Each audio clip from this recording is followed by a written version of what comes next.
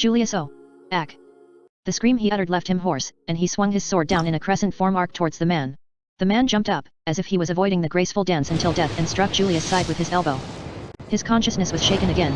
He was shaken off his feet, and his fighting spirit was curbed by the pain that gradually spread out in his solace. The simultaneous chance of fire and water, and the three-way attack of the sword all missed their mark. Unrelated to the fire and water, this was only an artistic mistake which he had repeatedly made when he was training to become the greatest knight. If his opponent was to be a normal one, this surely would have had sufficient to bring him down. Read bang! The highest peak of a knight's sword art, it was easily blown away by the chopsticks in the hands of the man.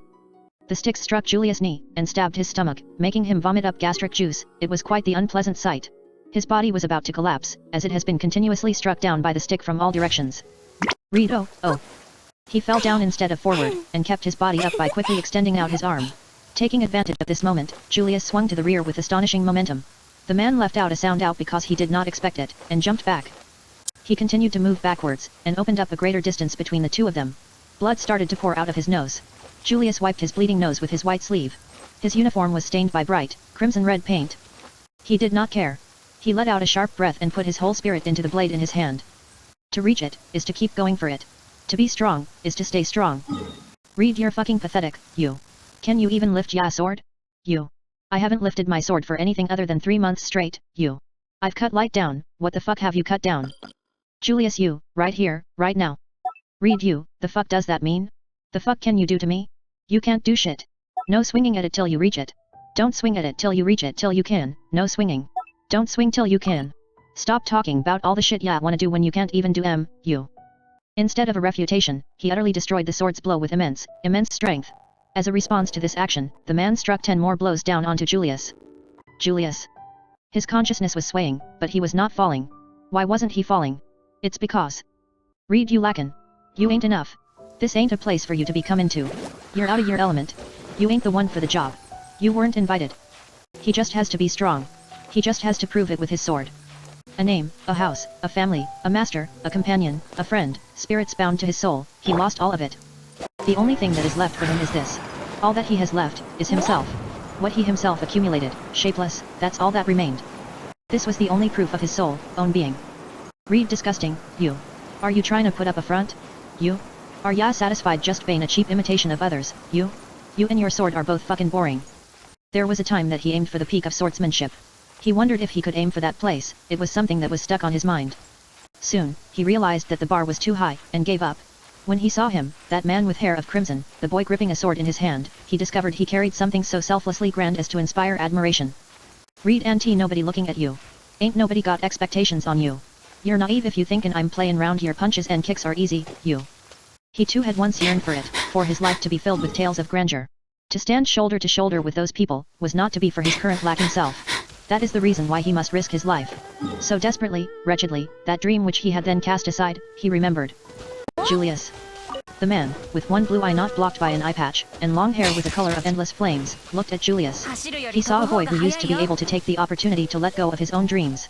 He dreamt that he would be the one that would reach Reed's level, spending all efforts without fail. But even now, he still had countless embarrassments about himself. Read, auntie, enough, you. You ain't enough at all, have you been skippin' life day? Julius, yearning towards that what he craved for, was knocked out from him by the beating of the stick. He couldn't do it by swinging his sword, it was impossible to hit the one facing him with a sword. The efforts to keep fighting were meaningless. The blood and sweat that were shed were worthless. In the life of his, the life that was collapsing, there was one thing. But even that one thing he believed in was trampled down. Slowly, something was welling with inside him. That thing, it completely eliminated that what was emerging from his heart. Read, GGGRR. Can ya bear this? You, I'm getting more and more bored. Along with a click of his lips, a light gushed out and pierced through his limbs. He collapsed like a marionette who had its strings cut.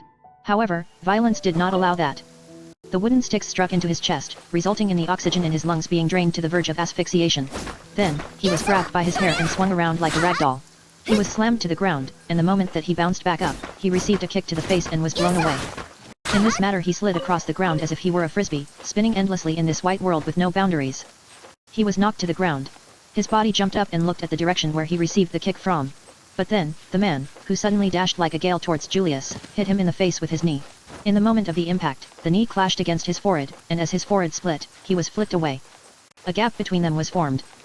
Reorganizing his posture, that's what he should have done, but his body did not stir. Julius FH, KHHH. His whole body was screaming like a siren, especially as the damage to his head was very serious. Even the consciousness inside his own skull was in a state of fluctuation. He was afraid that if he would relax, if only for a little, he would lose his consciousness that very next moment. The sword. Where was the sword? As if to ascertain it, he made his own strength flow into his own right hand and tried to slowly touch it. There was indeed the touch of the hilt. He felt relief. He couldn't let go. It's only this. He doesn't know what there is left to lose if he even loses the sword. In other words, what was in his hand was something else in the shape of a sword just now. Julius. He did not make any mistakes in his own state of life. He always believed that it was him being on his own path.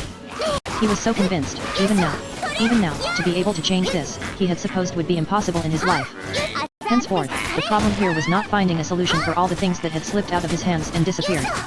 Or, was it simply a mistake? He lost his own way, he walked down the wrong path, all because he misunderstood what he believed in? His name, his house, his family, his master, a companion, a friend, spirits bound to his soul, he lost all of them. What if, what was only left with him now, was just a make-believe, incapable of offering any actual help, incapable of relying upon, incapable of any support? He would maintain his strength, that's what he swore to his master. He would remember his strength, that's what his last remaining friend told him. In a world where everything is lost, there's only strength which would assist him. Although, this strength was the only thing his frail and fragile self was certain wouldn't disappear. Read you. The hesitation is finally gone from your sword. Julius. How much time was wasted by asking himself how to answer that question? Probably not even a second. However, for a man, for a sword saint, such gap in the moment is like having the chance of killing the enemy. He was desperate to raise his sword, to defend himself against this rapid, impending attack. A very sharp, shrill noise rang out. The only way of knowing that the sword's steel edge crashed upon the floor, was by actually seeing it happen. Finally, he was parted from even the sword that slipped out from his own hands. Losing my name, losing my reputation. Now that I even lost the sword, is there any reason for me to still stand here? Read without the qualifications to reach at the heavenly sword you. I cannot stand such a henchman like you. The parched voice coldly announced that, and the sword saint held his sticks out forward, bending his knees down. For the first time, the sword saint put out an attacking posture. Then, the stick was raised, and a strike there was no way for it to be mistaken, it was a sword attack. He released an absolute sword strike, and he was wrapped in the powerful shockwave of the strike, and blown away. Julius. Whether it was punching or kicking, this blow was completely different from all the attacks so far. This wasn't an attack. This was the zenith of the sword, the highest peak the sword can reach, the true power capable of a sword. Engulfed by the light, his consciousness was blown away. Did he see death? Did he see something that surpassed death? He didn't understand it at all. However, at the moment of being blown away, he heard a faint voice. Julius. A voice was screaming, it was full of melancholy. Desperately, the voice had dashed up the long staircase, as if just to witness this decisive moment alone. Since there was a voice calling for him, a very untimely smile was formed on his face. The greatest knight from the Dragon Kingdom of Lagunica. A royal guard of the kingdom's knights. The eldest son and the heir of the Euclius family. The knight of the royal election candidate, Anastasia Hashin. Julius Euclius. Julius I wonder, am I even worthy of being called by that name anymore?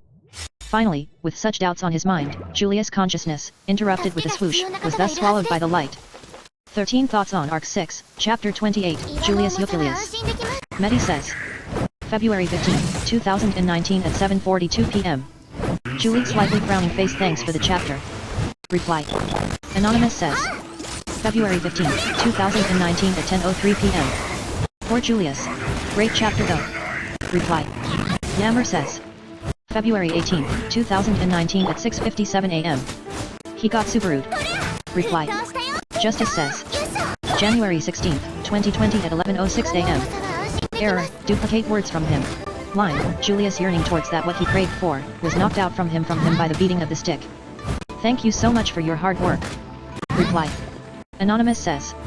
January 19, 2020 at 3:02 a.m. Thank you so much. Reply. Anonymous says. January 19, 2020 at 4:05 a.m. Is it okay to read this now? Or will it get translated over or something? Slightly smiling face. Reply. Admin says. January 19, 2020 at 9:05 p.m. No, it won't be translated over. You can read it. Reply. Anonymous says. January 22nd, 2020 at 1:04 a.m. Thank you translators. Reply. Lump says. February 10th, 2020 at 6:36 p.m. The battle between swordsmen is matter of 1 to 3 swings. If you can't do it in 1 to 3 moves, means your opponent will Dancing against raid for so long has no point, that's why I respect Delirious Vertebral for its battles. Sometimes this book buries too deep into movies cliché. Anyway, I don't get it why Amelia did not check content of this floor after passing, books, or whatever. I also don't get why Subaru didn't use his invulnerability for a second and moved into raid to push him out by body. Yes, this is lazy trick, but it will work. Beatrice can use Mirak or even Shamak to deal with it, both on raid. As for others, they don't even need to walk upwards in a first place. Their job was specific, Ram to take care of Rem, Echidna to show the way, Julius to protect Echidna and give feedback when gluttony effects get, supposedly, erased. Reply. Anonymous says. February 25, 2020 at 4:35 p.m. Keep reading, these questions are answered later on. Reply. Anonymous says. June 6, 2020 at 11:53 a.m. Oh, you are one of those people that keep nitpicking stories for not being realistic enough. Just to flaunt your knowledge of the things you nitpick. It's a fantasy novel with a flying whale and a dude that can turn a sword swing into a giant explosion and a dude that fights with chopsticks. Shut up. It's a fantasy world with its own rules. Reply. Banananana says. October 10, 2020 at 3:13 p.m. You just forgot one itsy bitsy point, is that the human here are basically a completely different species from human, as their body is grown and matured is this world with magic and mana for the OD Laguna. I mean Wilhelm don't use any magic and can leap 10m high, Julius can close his distance with Betelgeuse in an instant.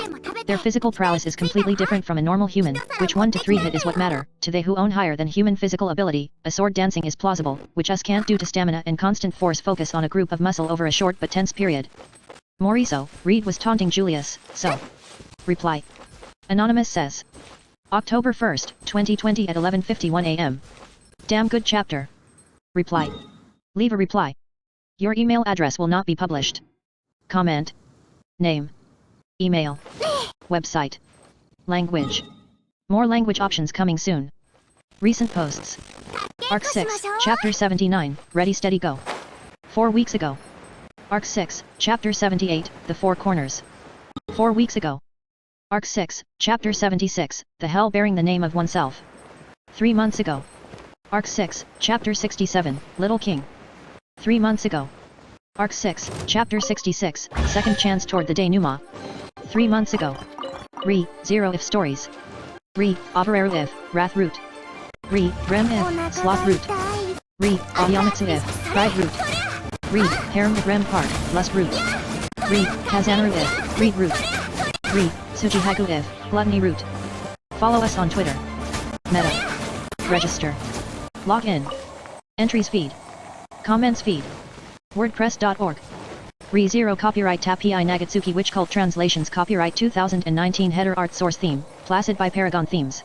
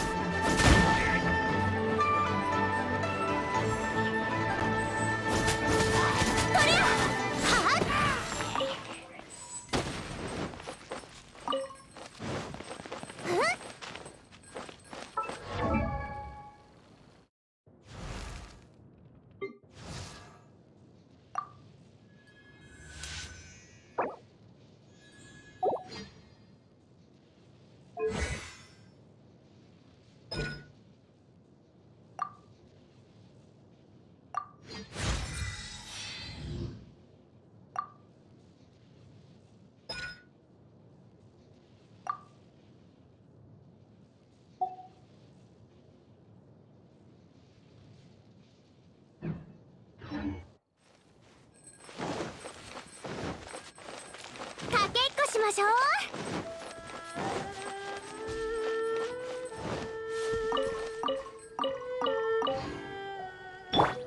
元気出してよ。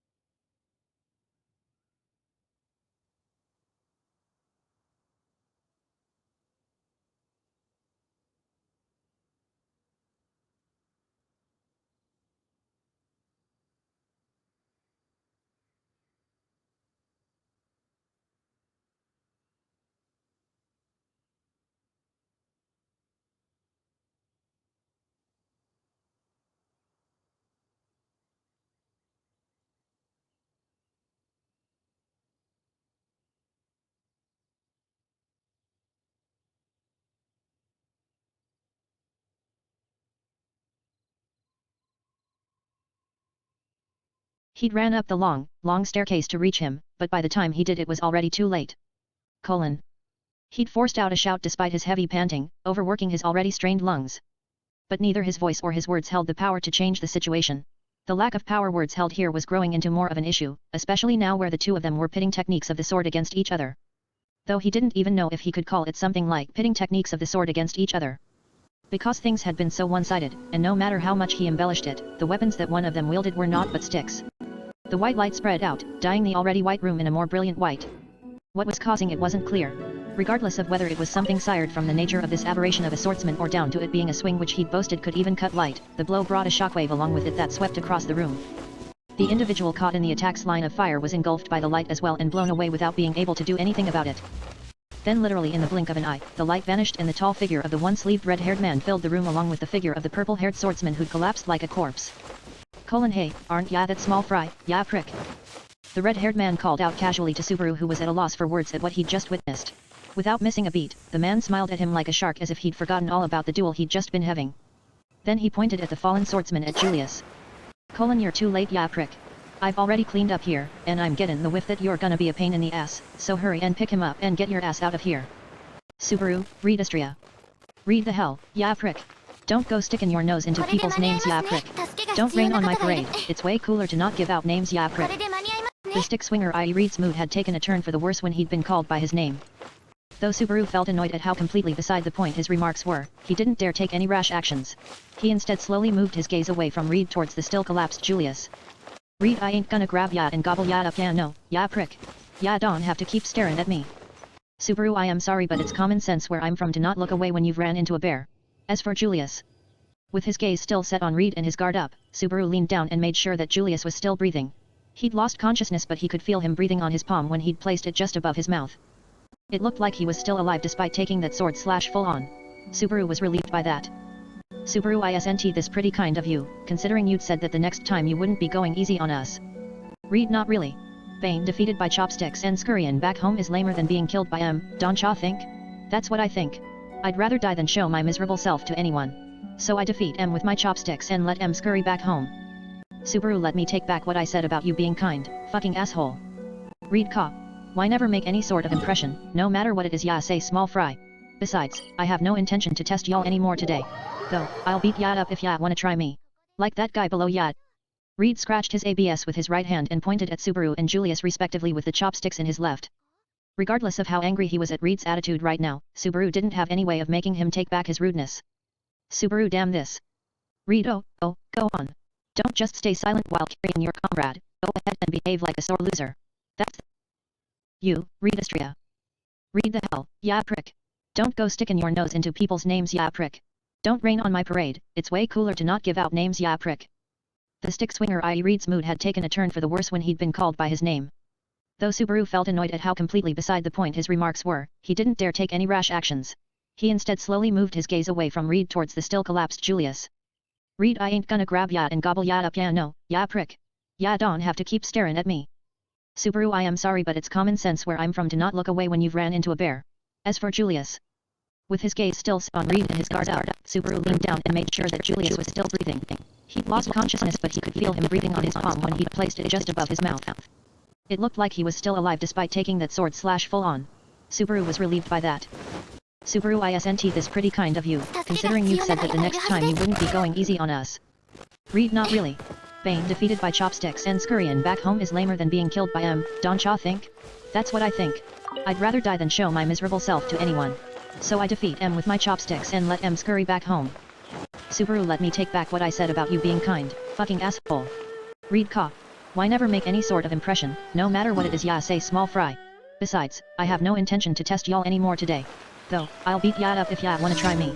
Like that guy below ya. Reed scratched his ABS with his right hand and pointed at Subaru and Julius respectively with the chopsticks in his left. Regardless of how angry he was at Reed's attitude right now, Subaru didn't have any way of making him take back his rudeness. Subaru, damn this. Reed, oh, go on. Don't just stay silent while carrying your comrade, go ahead and behave like a sore loser. That's the smart and easy thing to do if it makes ya feel any better. As bad as it is though. Reed narrowed his cold blue eyes and spat that out as he sat himself down with a thunk. Meanwhile, Subaru somehow managed to hoist the collapsed Julius up whilst being subjected to the victor's delight. Subaru was forced to carry Julius on his back just like he'd had to an hour ago. His unconscious body was quite heavy, not to mention he was taller than him. It was a complete mess, but in times of difficulty you have to make some sacrifices. Because leaving Julius behind here by himself wasn't an option. Reed, next time, bring one of those good-looking women along, ya prick. Like that smokin' hottie even, for example. Without mentioning any of their names even once, Reed waved them goodbye. Faced with Reed's flippant attitude, Subaru could literally do nothing more than just retreat from here wordlessly. Subaru, can't. One foot after the other, step by step, Subaru went down the staircase whilst taking care of where he was placing his feet. Though the staircase was fairly wide, he still felt quite claustrophobic with being surrounded by the stone walls. This was the second time he'd gone up and down this particular staircase, but he still had no clues which would help him shed light on the unnaturality of the staircase structure in regards to why it didn't shoot out of the tower despite them being straight. Subaru, why did you even consider doing such a stupid thing? I'm at my breaking point here. It went without saying just how tough it was to carry him on his back down the long staircase. Especially since there were 444 steps to this long staircase, by Amelia's count. It's not like Subaru held any animosity towards Amelia for telling him that, but in times like these where the actual number of stairs kept popping into his head, he did feel an urge of wanting to pinch her cheeks and tell her off. Of course Amelia would definitely look cute if he tried to pinch her cheeks. Subaru, both Amelia and Biko are gonna be worried if I don't hurry up and get him back. They had noticed Julius' absence in the green room and they'd all ended up going around the watchtower to look for him. They'd gone to the 3rd floor as well as the rooms on the 4th floor whilst they'd made Shola go downstairs to check on Jun and the dragon carriage on the ground floor. Everyone was worried about Julius. Worried about what he was feeling in his heart due to his defeat to Reed and having vanished leaving behind his broken knight sword. For sure, they were all the types to worry themselves sick with that anxiety weighing on them. Subaru but, you know. Nevertheless, only Subaru differed from them. Only Subaru was able to immediately understand what lay in his heart. Where had Julius gone without his knight sword, and for what purpose? Only Subaru had known the answers to those questions for sure. Julius, everything's shaking about. Subaru TCH. Did you just notice? Subaru stopped mid-step when he heard the voice coming from his back. Julius, who was being carried by him on his shoulders, stirred at his voice and said, "Ah. Julius, where are we?" Subaru, vaguely speaking, we're halfway down some stairs, a bit more precisely speaking, we're halfway down a long staircase, and even more precisely we're halfway fleeing down the staircase between the 2nd and 4th floors. Julius, you're being pretty vague about it, aren't you? You're carrying me on your back. Subaru, yes I am. And let me just say that this is the 2nd time this has happened in this short period of time. I'm having to do this again 30 minutes after I'd thought I'd never like to do this again. Do you get how I am feeling about this? Julius, it's no wonder that the ride's been a bumpy one. Subaru, do you want me to throw you off? Subaru could sense Julius' weak laughter coming from his back. He ignored the sarcasm in his words and untensed himself a little. In all honesty, Subaru hadn't gathered any predictions at what Julius' first words would have been when he woke up. He wouldn't be exaggerating if he said that he'd even been fearing what he would say, truthfully speaking. That's why Subaru had been relieved that the sort of conversation he'd gleaned from Julius' first couple of words after he'd woken up hadn't been the despair-filled sort. Subaru, do you remember what happened? Julius, sad as it is, I do. I was easily defeated by our enemy, and in the end I was still shown sympathy, causing trouble for you, Anastasia-sama and everyone else. Subaru, I ain't some kind of demon who'd blame you for losing against an opponent like that. Julius sounded awfully like himself, and for that Subaru let out a sigh and started going down the staircase once more. Having regained his consciousness, Julius was much easier to carry than before. He'd also cleared up some of his anxieties which had been laid naying his step, so thanks to that he could tackle the remaining steps with renewed vigor. Julius, Anastasia-sama is out of harm's way, right? I saw that she'd collapsed and now that she's being treated in that spirit's room. Subaru, the present diagnosis on her is that her life isn't in danger. You on the other hand were pretty close to dying. That guy. That eye-patched bastard, I'd be surprised if you knew who he is. Julius Redistria. Subaru. His voice was brimming with confidence in his response. Subaru was so surprised for a second that both his feet and breath caught in their tracks. However, he quickly brought both his feet and breath back into motion so to not let him onto his surprise. Subaru carefully chose his words so that Julius wouldn't sense his flustered state. Subaru, so you knew all along? He's that thing. Shola said she knows him. Makes sense that she does cause she seems acquainted with him from 400 years ago. But, it looks like she was telling the truth when she alluded that he's someone that's hard to deal with. I say that since she fainted right after she saw his face. Julius, there were a ton of things which tipped me off. He has flaming red hair and blue eyes. His technique with the sword really stood out. If you can even call it a technique with the sword.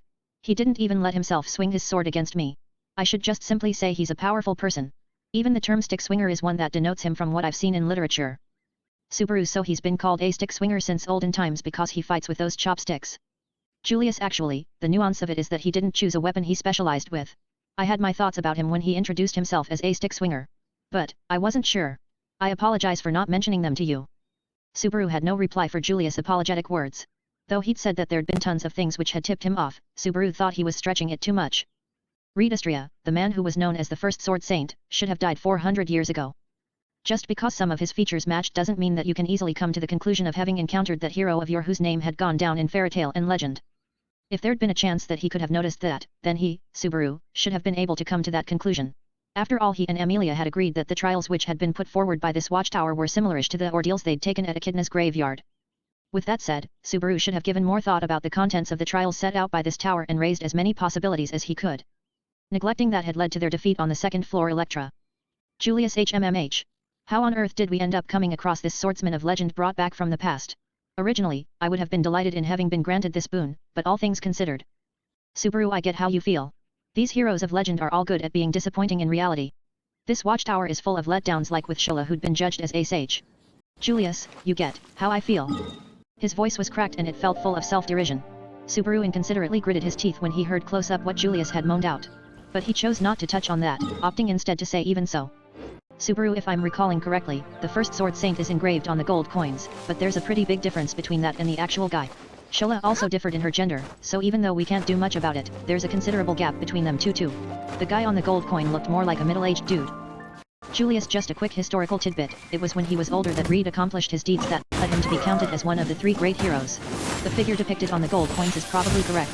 The him up above is younger than the one from recorded history. Subaru, come to mention it, Reed didn't seem like he recognized Shola. He'd planned to change the subject, but they'd perchance ended up touching on another issue. Compared to what Julius had said, there'd definitely been too much of a difference of hot and cold between the two of Reed and Shola for there to have been some sort of friendship between them. If he assumed that this guy was the Reed before he'd met Shola, then there'd be some parts he could agree with regarding the two's differences in recognizing each other. But, when he took into consideration Shola's overreaction and the high likelihood that Reed hadn't remembered her name or face due to how he was, the basis of his hypothesis weakened. Subaru, if we take that as correct, doesn't that mean that they would have fought against the witch after their prime days? Meaning we'd have to beat Reed in his prime. Julius feels to me like that's going to be really though, or nigh impossible.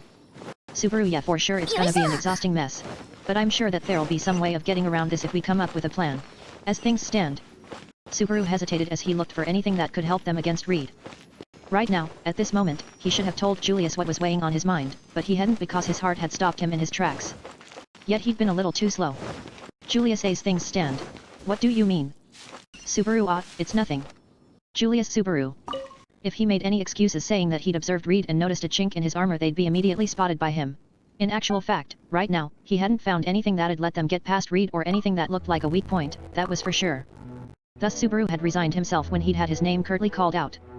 Subaru, Amelia passed the trial after you and Anastasia lost consciousness. Julius. Subaru, that's all.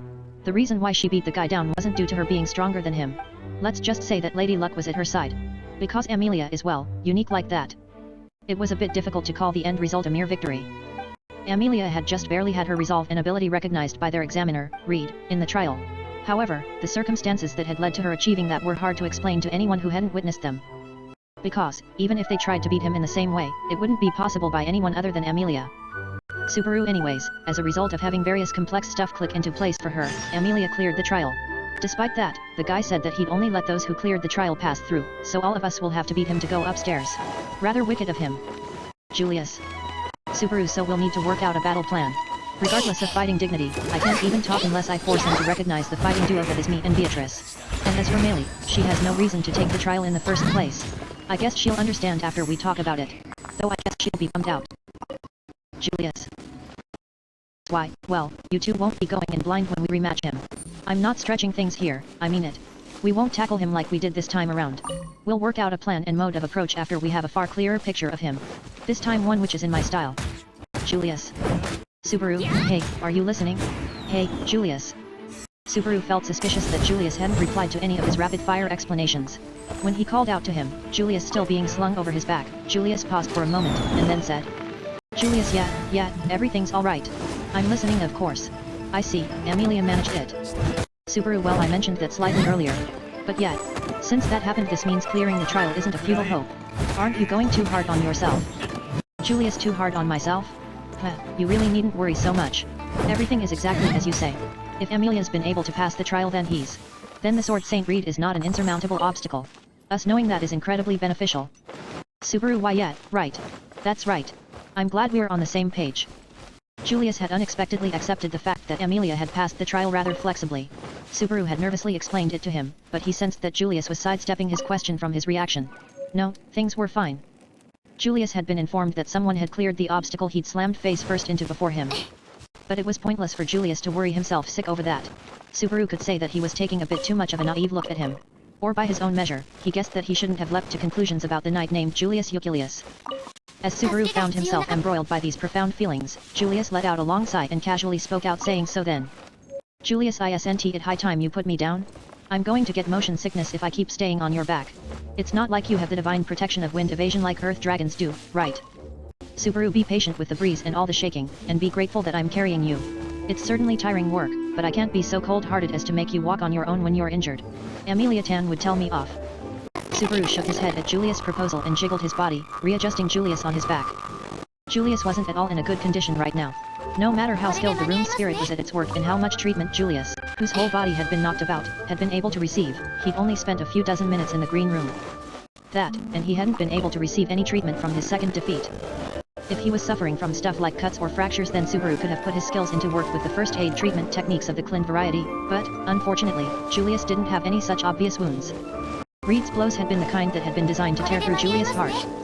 Of course, there didn't seem to be any doubt that he'd accumulated damage that wasn't visible on the surface, but that was no excuse to make him do anything that would exert him. That's why Subaru had resolved to go down the whole staircase with Julius on his back, with half of it remaining, probably about 200 more steps, yet despite that. Julius, no, I can't keep causing you trouble. It'd be fine if I was still fainted, but luckily I've woken up. I can go down the rest of the stairs by myself. Subaru, don't be so ridiculously stubborn. It's too late for that, even if you insist.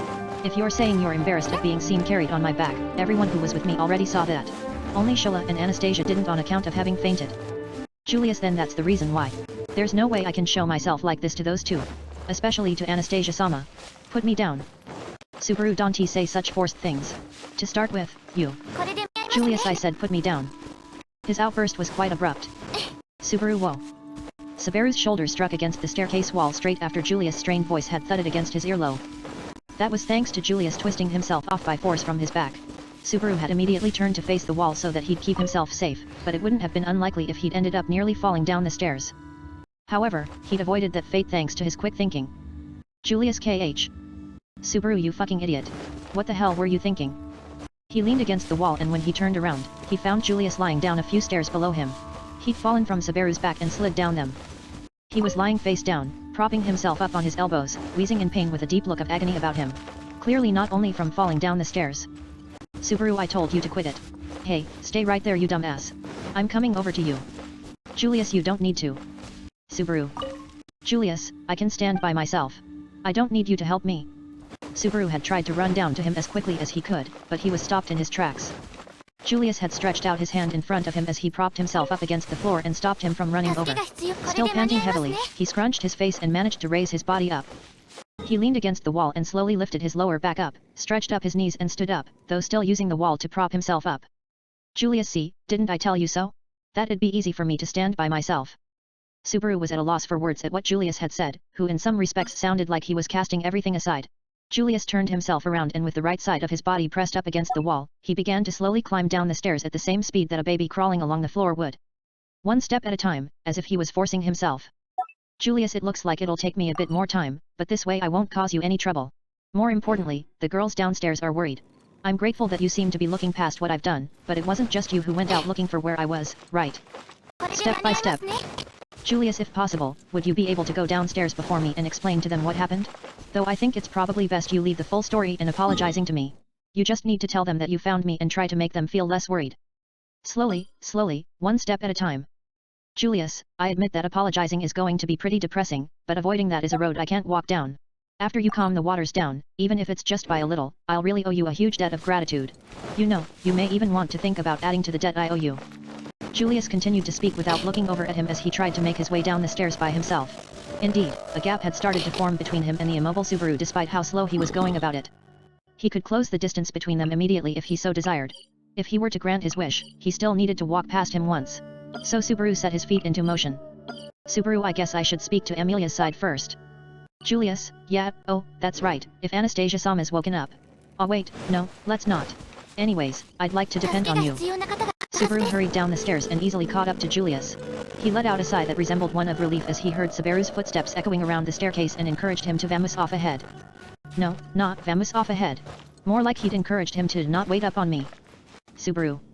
Subaru could understand a little about what lay in Julius' innermost thoughts with what he'd said. The reason why he was able to was the same one why only he, and no one else, had immediately gotten the hunch that Julius had gone to challenge Reed. There was unmistakably something in common between that which Subaru had felt back then and this somewhat similar incident. That's why, back then, Subaru had. Subaru TCH. God damn this. Damn tistum please. Dumbass. We're both huge dumbasses. For fuck's sake. Subaru spat out his frustrations, kicked the staircase and then made his way towards Julius. He was not going to walk past him, now flustered, leaning against the wall, instead he grabbed his left arm and propped him up by unceremoniously draping his arm over his shoulder. Julius, hey, Subaru, what are you? Subaru, shut up. What are you doing, standing up by yourself? It's plain as day that you're struggling to stand up straight. 私を Like I'd 必要 ever と be さ able れ to る let 限り myself prance い off つ and ま leave で a も guy そ in ば your でお state 仕え here. いたします I'd be first in line to say just how disgusted I am at myself before Amelia even has a chance to tell me off. Julius, but I'm Subaru, this is me we're talking about. I wouldn't lend you a hand if you didn't really need one. Even under normal circumstances, my hands are always filled with this, that and the other. If you seriously don't want to borrow my strength, then quit hobbling about so miserably. It's really trying my patience. Julius. Julius remained silent as Subaru shouted at him with spittle flying out from his mouth. As soon as Subaru saw that Julius had hesitated in going against him, and that, for now, he'd lost the strength to shake him off as he'd been doing, he started to walk again whilst still lending his shoulder to Julius whether he liked it or not. Julius had no time to go against him, now that he'd set the pace like that. Subaru, I am not going to act like I know or understand what's going through your heart. Julius. Subaru, but, right now, you needn't walk down these stairs, these long-ass stairs alone, all by yourself. I will lend you my shoulder and I won't think of it as a debt either. Talking about lending, borrowing, and debts was ridiculous. If he put it like that, then how much did he owe Julius? Surely his first debt to him would have started in the training ground at the royal castle. He knew the reason why Julius had challenged Reed even though he knew he couldn't win. He'd acted the same as Subaru back then. Back then, Subaru had challenged Julius even though he knew he couldn't win. No matter how many times he'd been knocked down, no matter how many times he'd been struck, he'd picked himself up without learning his lesson and kept challenging him. Because he'd had no other way to hurl out the tempestuous emotions that had built up inside his heart other than by doing that. And, back then, Subaru had ended up alone at that place where everything had ended for him, at that place where he'd argued with Amelia and she'd said goodbye to him. That had been agonizing. That had made him want to cry. So how could he leave Julius all alone on this staircase? Subaru. His heart must be set ablaze. Just like him back then. But unlike him, he still didn't know where he could hurl out his tempestuous emotions. Julius. Subaru. Subaru, what is it? Julius, I'm sorry. Subaru, shut up. He replied with that, hoping he wouldn't perceive it as a fit of anger. And like that, the two of them slowly climbed down the stairs and made it back to the 4th floor. Amelia found them a little over 10 minutes later, clasping her chest in relief. 34 Thoughts on Arc 6, Chapter 29, Loser. Anonymous says. January 23, 2020 at 7:05 p.m. Thank you so much for the chapter, slightly smiling face. Reply. Cam says. January 23, 2020 at 8:21 p.m. A question I have is how could Shola identify Reed by face when she seems to have prosopagnosia? Thanks for the chapter. Reply. Admin says. January 23, 2020 at 8:55 p.m. Yes, something doesn't add up there. Shola isn't wholly truthful. Reply. Max says. January 24, 2020 at 12:25 a.m. Well, it's obviously because all Asians look alike and Flugel was just another Japanese guy who picked a German word for his name because he liked to. Sadala might suffer from that syndrome too. Imagine the final arc, she's resurrected, Subaru's party confronts her and it turns she had the wrong guy all along. Good joke. Everybody laugh. Roll on snare drum. Curtains. Reply. Dark Side of the Pillow says. January 24, 2020 at 3:59 a.m. It was said that Subaru and Flugel weren't the same race a few chapters ago. Reply. Admin says. January 24, 2020 at 4:47 p.m. It actually wasn't, a coin is not a solid source of evidence. Reply. Anonymous says. May 4, 2020 at 3:59 a.m. Obviously because all Asians look alike. Thanks for painting everyone with same brush. But no, not all look same. It's just you who are not used to looking that type of faces that all look same. Reply. Dark Side of the Pillow says. January 24, 2020 at 4 a.m. Probably by his hair color or his smell, it seems only Astrias have that hair color and she does remember smells. Reply. Not Anonymous says. January 28, 2020 at 6:49 p.m. Did you read the previous chapters carefully? Shola doesn't identify a person by their face, she thinks all humans look the same. Reply. Anonymous says. June 7, 2020 at 10:05 a.m. Quick Google of prosopagnosia shows that's literally what it means. The inability to recognize and differentiate human faces. Reply. Matthias Viley says. July 21, 2020 at 2:28 a.m. Yeah, but she probably recognized Reed by his smell, like she did with Subaru. Reply. Anonymous says. May 10, 2020 at 1:34 p.m. Pretty sure despite not differentiating between physical appearance, no doubt his unique aura would single him out, not too many PPL emitting as much pressure as a sword saint. Same way she says Subaru is Flugel by smell. Reply. STE says. May 29, 2020 at 7:06 p.m. Smell as usual, I think. Reply. Me says. January 23, 2020 at 8:37 p.m. Going by what I searched, a big stair step is about 19 centimeters height and 30 centimeters long. Considering Amelia was right about the 444 steps she counted, the height between the second and fourth floor is about 85 meters, and the horizontal distance traveled in that stair is about 158 meters. Reply. Me says. January 23, 2020 at 8:39 p.m. Diagonal asterisk distance. Reply. JJ says. January 23, 2020 at 9:14 p.m. It could be a spiral staircase, so it goes up vertically. Reply. Admin says. January 23, 2020 at 10:20 p.m. It's not a spiral staircase, it's a straight one.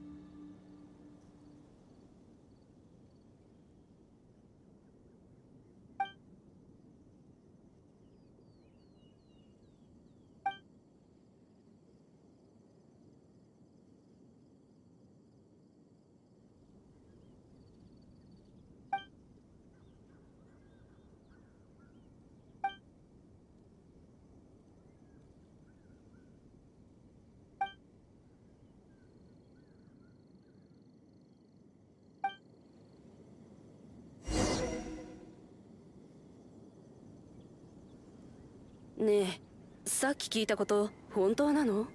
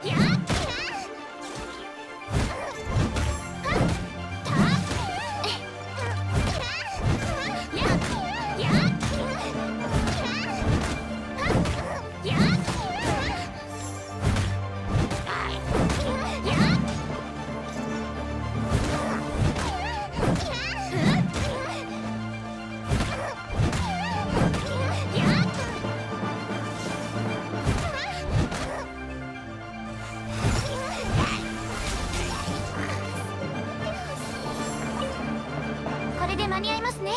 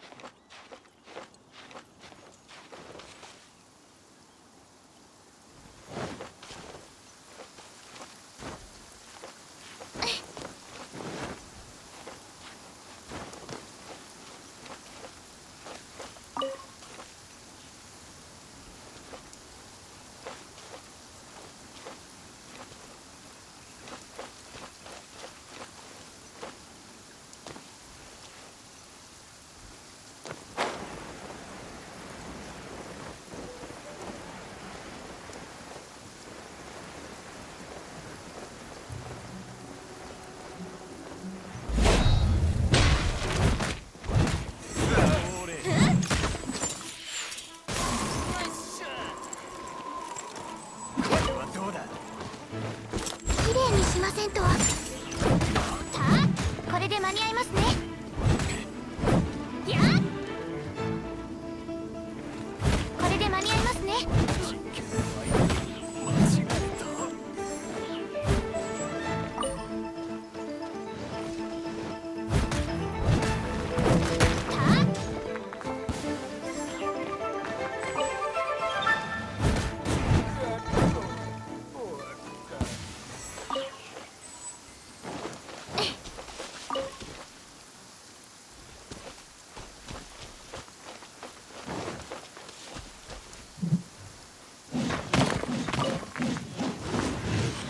助けが必要な方がいるはずです。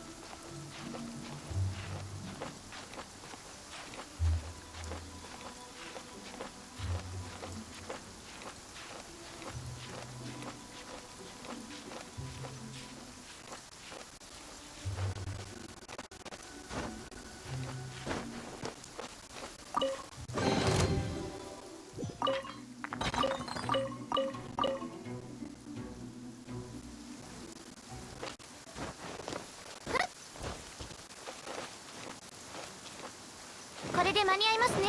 えい。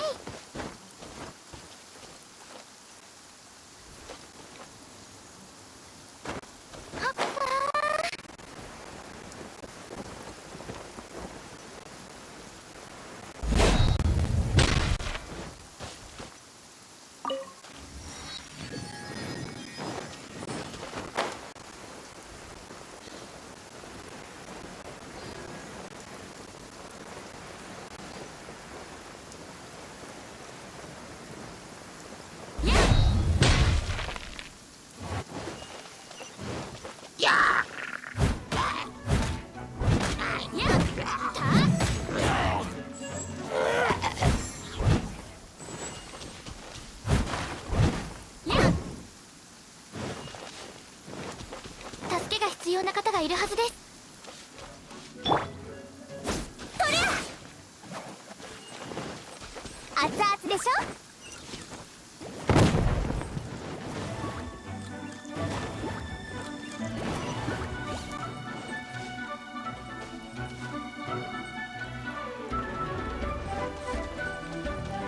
よいしょ。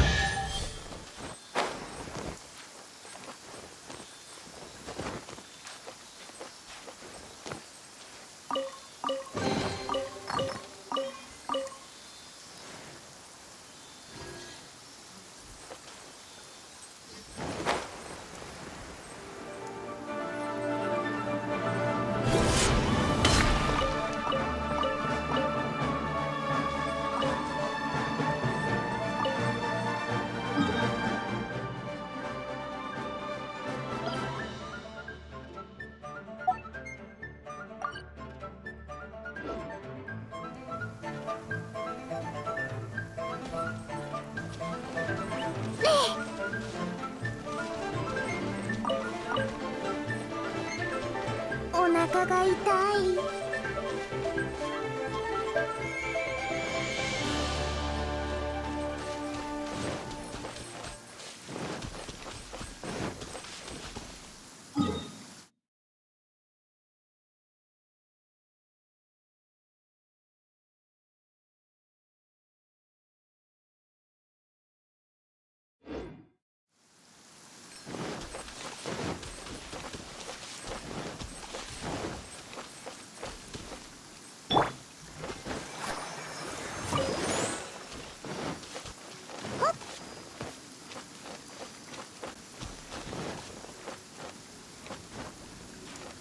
よいしょよいしょ。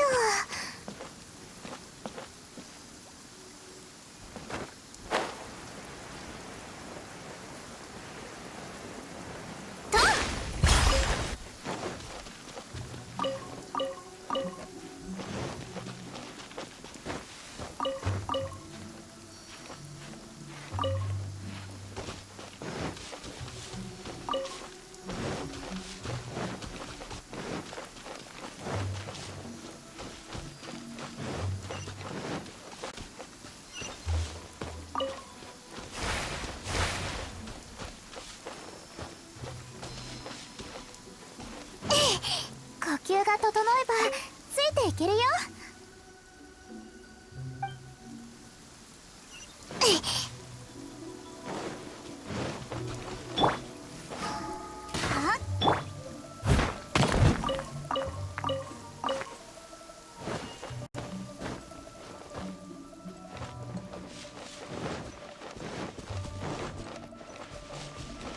これで間に合いますね。ください。僕たちの職務にご協力を。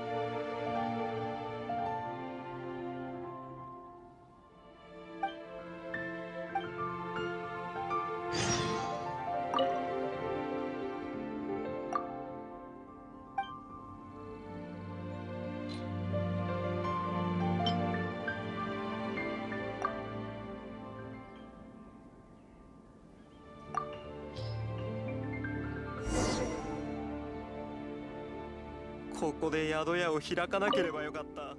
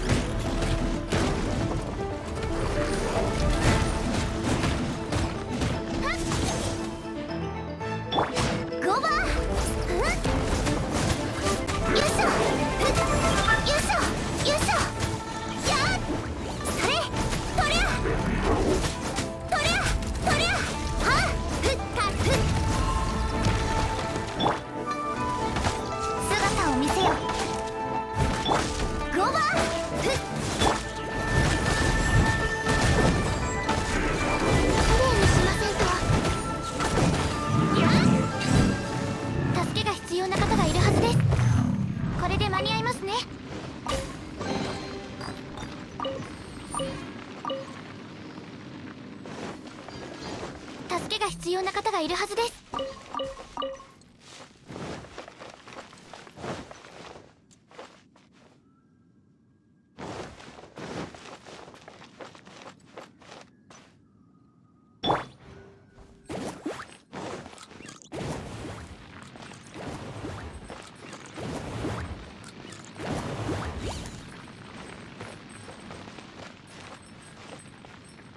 ゴーバー、火を吹け。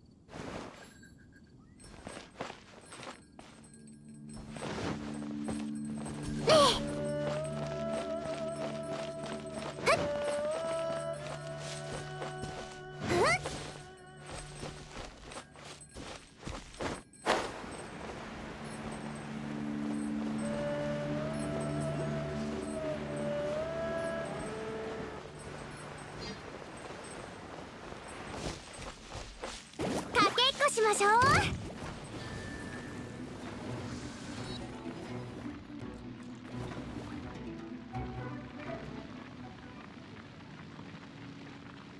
熱々でしょ。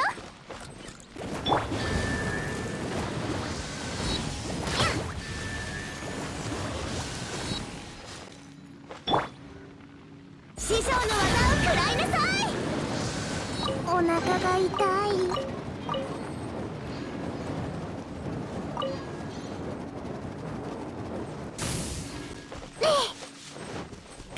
しましょう。沸騰したよ。よいしょ。はっふっはっそれとりゃかけっこしましょう。痛いよ。任せてください。